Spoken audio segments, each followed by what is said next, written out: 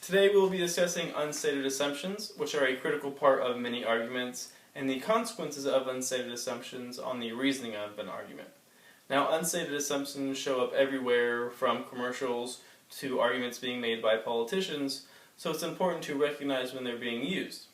And hopefully by the end of this lesson you will be able to recognize when an unstated assumption is being used and realize the consequences of unstated assumptions on the reasoning of an argument. So first, let's discuss what an unstated assumption actually is. An assumption, by definition, is unstated.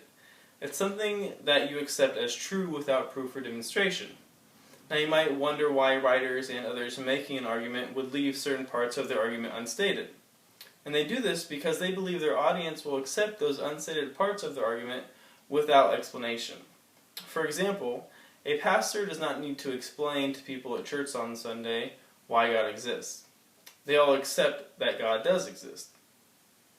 However, if an audience does not agree with an unstated assumption, then the logical progression of an argument can become unclear, which will then make the argument appear weak or incomplete. So let's take a look at the political cartoon in front of you for an example of an unstated assumption.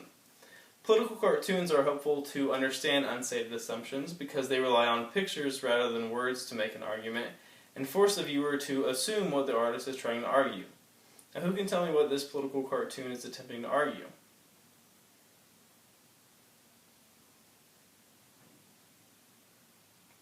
Great, that's right. So by identifying the argument, you also identify the unstated assumptions. This is what writers and speakers do with their words. They make an argument, believe certain parts unstated, and it's then up to the audience to uncover those unstated parts and evaluate the validity of the argument.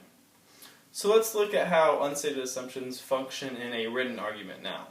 If you turn to page 2 of the handout, there is an example of a written argument containing an unstated assumption. It reads, "Helmets save lives. The government ought to pass a helmet law." Now, in order for this argument to make sense, you must identify the unstated assumption, which is that it is the duty of government to prevent accidental deaths of citizens. Without identifying that unstated assumption, you're left wondering why the government must pass the helmet law, and you're left agreeing or disagreeing with the statement at face value.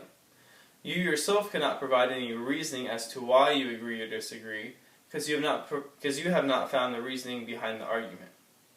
So now that you've seen how unstated assumptions function in a written argument, why don't you try and identify the unstated assumption in the example on page 3. I will give you a few seconds to do that, and then we can discuss what you came up with.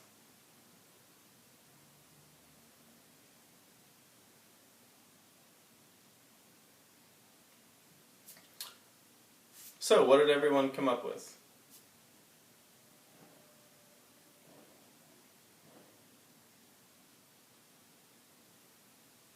Yeah, exactly, that's right. The unstated assumption is that increased government spending will increase economic growth. Without identifying that unstated assumption, you're left wondering what the relation between government spending and economic growth actually is. So let's recap real quick. Who can tell me what an unstated assumption is and why it's important?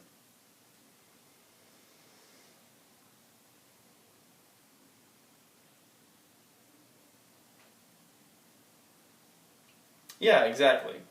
I just want to reiterate that point real quick, that it's important to be able to recognize unstated assumptions because they show up everywhere, from arguments made by politicians to other public figures to opinion pieces in the newspaper. And to critically evaluate those arguments that you may encounter, it's necessary to identify the unstated assumptions contained within those arguments.